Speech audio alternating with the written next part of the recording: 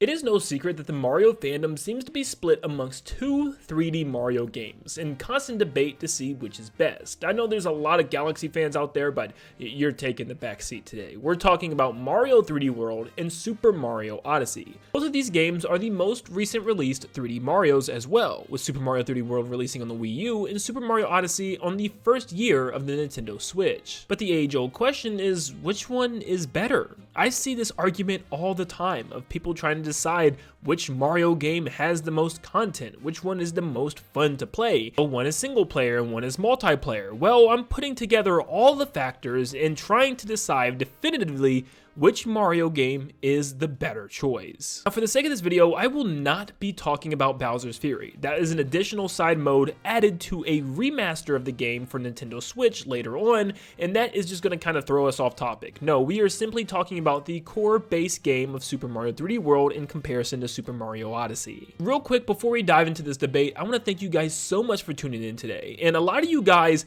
have absolutely blew up the subscription feed, getting over 100 brand new subscribers when the goal was just 60 the other day. So let's see if we can even beat this current goal. Let's get even more with this video. So stop what you're doing, leave a like and subscribe, as a lot of you watching are still not yet subscribed to the channel. Now I want to tackle this by category and talk about each section individually. And first, let's start off with one that generally never has a presence in any Mario game, and that is the story.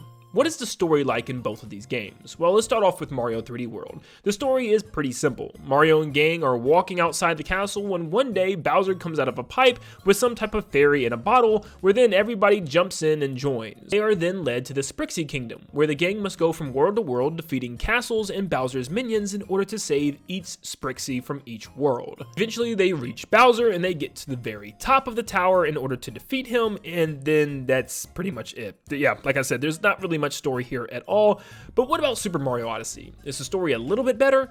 Well, I think so. For one, this story really focuses on Mario and a brand new creature named Cappy. Mario goes to save Princess Peach on a giant airship before he's knocked off and loses his hat completely, before falling down into the Cap Kingdom. Once there, he meets Cappy and learns that Bowser actually stole Cappy's sister, Tiara. Mario now has to team up with Cappy in order to save Princess Peach and Tiara from the clutches of Bowser. Now, the story isn't anything drastic here. The main story is Bowser wants to marry Peach, so he's going from kingdom to kingdom gathering different supplies for this giant royal wedding, and it's Mario's and Cappy's job to go from kingdom to kingdom, tracking down Bowser and fighting his minions off and trying to figure out where he's going next. It is pretty cool to see that Bowser's actually going from kingdom to kingdom for a reason, and not just because he needs to just collect another fairy, or that he needs to just take over this region or something, or run away with Peach. He's actually collecting things for his master plan of marrying Peach, eventually having a giant wedding on the moon of all places. So yeah, there actually was some pretty cool story with that. And of course, the story of Bowser losing the fight to Mario at the end, getting knocked out, and Mario having to capture Bowser in order to get everybody out of the moon in time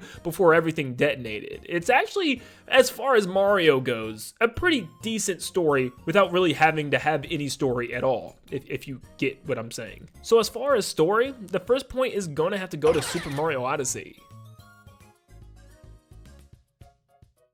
Now let's move on to gameplay, and this one really just comes down to what you enjoy more. They're very different games, where Mario 3D World is a 3D linear Mario experience about getting from the start of the level to the end of the level. There are fun items to be had, like the cat suit or even the double cherry to duplicate yourself. Not to mention, the game supports up to 4 players playing locally. The game gives you a lot more options other than just Mario. You have Luigi, Peach, Toad, and even Rosalina. The controls are very tight in this game, but the movement does seem a little stiff in comparison to other 3D Mario games, something more along the lines of Super Mario Galaxy with a little bit more freedom. And also, thankfully, every single character has a little different move, where Toad runs fast, Peach is able to glide, Luigi can jump high, and Rosalina can even do her Galaxy spin. But like I said, each level is pretty much a linear experience, going from the start to the end, dodging enemies, collecting items and different collectibles such as stamps, even 3 green stars in each area, and overall it just feels feels like a fun 3D Mario adventure game that you can play with others. Now, Odyssey's gameplay is a lot different and can be seen as completely different, where Super Mario Odyssey is an open 3D sandbox Mario game, allowing you to fully explore open areas called kingdoms. Technically, this game does have multiplayer, but in a very basic function, where one player plays as Mario and the other flying around the area as Cappy. Cappy serves as the brand new power-up or item of this game, which is a massive one, as you're able to turn into pretty much anything and everything in this game. Whether it's a traffic cone, a manhole cover, a giant chunk of meat, or multiple different enemies that are classic and brand new for the series. It genuinely feels so good to have this many transformations, and it feels like the game has like over 50 different items. Your goal isn't just getting to the end of a stage and grabbing the flagpole. Your job is to find a certain amount of power moons in every single kingdom, which a lot of them require you to do some specific task like take out a boss or reach a certain area in that kingdom. Mario's moveset is also the best it has ever been, and that is by a long shot. Given that he has a brand new roll, a dive, he can throw Cappy out and even bounce off of Cappy if he wants, even in mid-air. There's so much potential for Mario here in this game, where it's a speedrunner's heaven, where you're able to just pretty much be acrobatic Mario the entire time and parkour yourself all the way from the start of a stage to the end. And it's, to me, one of the best reasons to go back and replay certain kingdoms is being able to have that athletic form of Mario that we've never had before. Moment-to-moment gameplay changes so much depending on what Mario has captured or what area he's in, whether he's in the 2D wall or swimming in the ocean as a Gushin. There's so much potential for Mario's gameplay to change in Odyssey, where you'll always be playing something different every single kingdom. And because of Mario's amazing moveset, all of his different captures, and the amazing fun layout of all the different kingdoms, Super Mario Odyssey definitely wins this one, in my opinion, by a landslide. Now, what about replayability? After we beat the game, that's one of the things that kind of always stinks about Mario, is that they're just incredibly short games with nothing to do once the credits roll. Well, let's talk about them. Mario 3D World actually has a lot of post-game. It has 3 special worlds to visit, a whole boss rush, an extra super challenge level, a secret unlockable character with Rosalina, and not to mention tons of things to collect in all the past worlds if you hadn't already. There's 1 stamp in every single level, and 3 green stars in every level as well. And sometimes these collectibles can be a drag, but in Mario 3D World, I actually found these all to be a lot of fun. Some of them being very hard to find or very hard to obtain, and really making you think outside the box. I enjoyed collecting all of these, and it's always been a blast, but I think the only drag when it comes to the collectibles and 100%ing the game is when it comes to getting the flagpole. To 100% the game fully, you need to reach the top of the flagpole with every single character in the game for every single stage. In this one, it was always something that just dragged for me. I have to 100% Mario games. It's just something that's in me, and really with any game, and this is one thing that always led me to just sigh in disbelief that I had to do. There are some ways around this, just like having people jump in at the last second just to grab the top of the flagpole, but doing this on some of the harder stages and even the final stage in the game, which was a super extra hard challenge with every single character over and over and over again, is really tedious. But I will say, replaying this game and going back to it and completing the levels with friends or just by yourself, or even collecting the things from each stage, is a lot of fun. Now, this is probably the one thing that gives Super Mario Odyssey a downfall. Super Mario Odyssey is filled with moons. In fact, I think you can technically collect 999 moons in the game from either buying them in shops, ground pounding in glowing spots, or just doing other unbelievably easy tasks. And that's the main problem, is that after you complete the game by collecting all the required moons for each world to progress all the way to the moon, there's not a lot left to do besides going back to the past kingdoms and just searching and combing every single area of the kingdom for a moon, which for some people it might be fun. I actually enjoy doing this, but I know a lot of people probably don't. And doing this a second time, yeah, no thanks. I haven't even collected 999 moons a second time. Now granted, maybe Nintendo doesn't want us to do that. It's more like the Koroks from Breath of the Wild and Tears of the Kingdom, where they're just there in order for you to collect a good vast amount from each world, but there are a lot of them, and the replayability isn't super great. The areas that you open up are cool and all, like having to go to the Mushroom Kingdom and actually seeing some areas that are referenced straight from Mario 64 was cool, but I feel like they could have done a lot more. Having maybe some some porches that we could jump into from Mario 64, giving us full levels, or just more things to actually do within the kingdom would have been nice, besides just more boss rushes, which is exactly what they do again with the dark side of the moon and the darker side of the moon, giving you another boss rush. And yes, they do a Mario 3D World and give you an ultimate level at the very end, which I do believe is better, and it features pretty much almost every single capture in the game, which is really cool, and it's very, very challenging.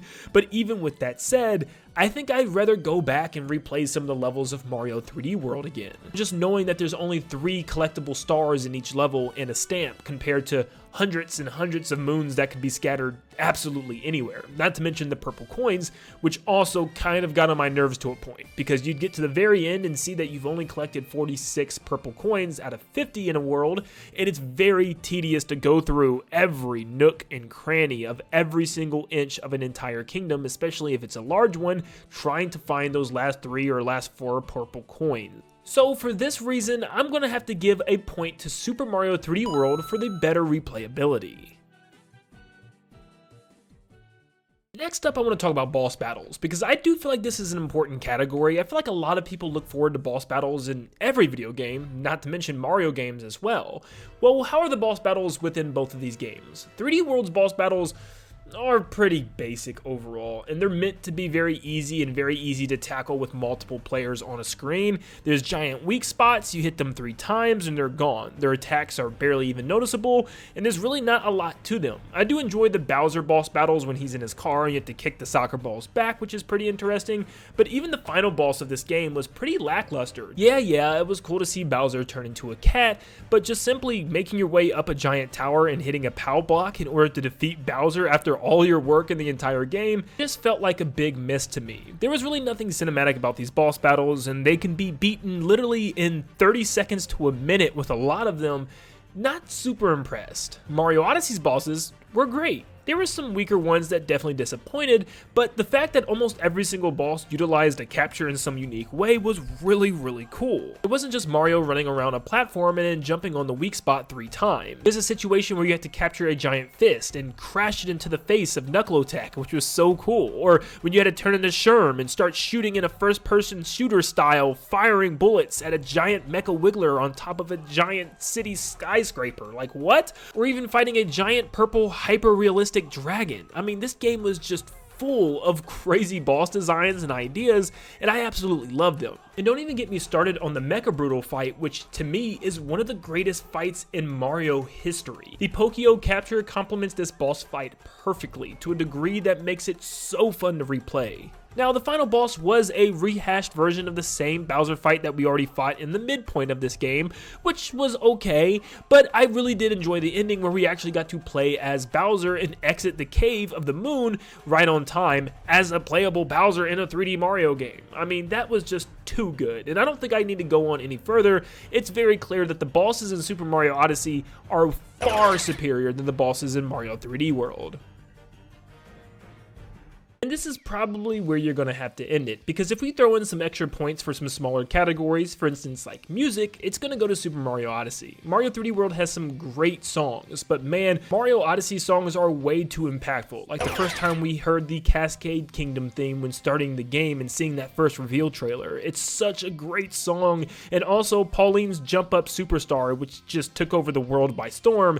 Yeah, that one definitely goes to Odyssey. As far as fun family multiplayer, that one clearly goes to Mario 3D World, with the fact that you can play up to 4 players locally in the same level, which is just completely not matched with Odyssey. Odyssey is meant to be a single player game with the help of some co-op inclusion, but that one definitely is going to be a 3D World thing if you want to play with friends. As far as online capabilities, Mario Odyssey actually eventually added lots of different things you could do online. There's an online leaderboard to play some of the mini games in the various different kingdoms and see where you compare with a lot of people around the world. Also, there's a whole Luigi's Balloon world where you can actually hide balloons and have other people online find them and vice versa, which was pretty cool for at least a little while, but Mario 3D World really never had any type of online function. However, with Mario 3D World, you can play with friends online, but from my experience, it was very laggy and not even worth it. So I think the online functions of Super Mario Odyssey were a little bit better than what you could do in Super Mario 3D World. So because of those reasons, I'm gonna have to give Super Mario Odyssey